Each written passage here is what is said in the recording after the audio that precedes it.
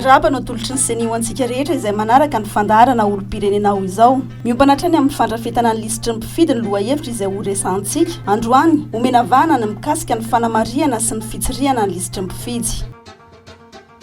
Roapolo andro ny fe-potoana omena ny olompirenena mba hanaovana fanamarinana sy fanamarihana ny mombamomba azy ao anaty lisitry mpifidy izay nofaranana tamin'ny 12 aprily lasa teo raha vao vantany tonga eny anivon'ny Fokontany izany. Ireo rehetra izay nisoratra anarana anaty lisitry mpifidy alohan'ny martsa 2024 no entanina hanatanteraka izany. Mitondra fanazavana misimisy kokoa mikasika izany, ny talehan'ny famolavolana sy ny fandinihana mikasika ny lalàna eto anivon'ny senihy raha mahanina irasoa.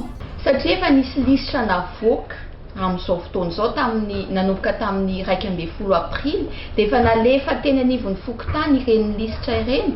Afaka mijery an'ireny lisitra ireny, manao fitsirihana ireny lisitra ireny ny olompirenena tsirairay. Inona ny antony anaovana an'ilay fitsirihana?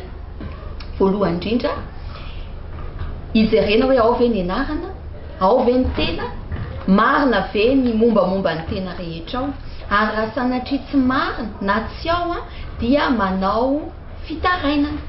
Izany hoe ao anatin'ny 20 andro, ao anatin'ny 20 andro na tongavan'ny lisitra manoloana ny Fokontany dia afaka manao an'izay fitarainana izay raha misy tsy fahatomombanana eo amin'ilay lisitra, izany hoe tsy ao ny anarana. Na dia ao anatin'ny vanim-potoana ny fanamarihana sy fanamarinana ny lisitry mpifidy azy isika ankehitriny, mitohy hatrany kosa ny fisoratana anarana eny anivon'ny biraon'ny Fokontany ho an'ireo olompirenena rehetra mahafeno fepetra.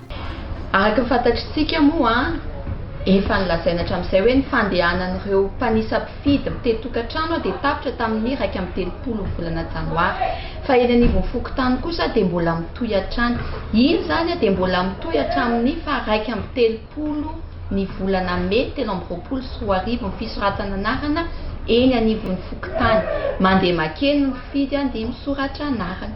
Araka izany, anjarantsika olompirenena tsirairay no manatanteraka ny adidy izay tandrify antsika mba halavoraro ny fandrafetana tsara ny lisitry mpifidy izay ho ampiasaina amin'ny fifidianana ho avy rehetra. Hatreo indray ary ny fiarahantsika androany. Isaorana ianao niaraka taminay hatramin'ny farany, mandra-piresaka, veloma tompoko.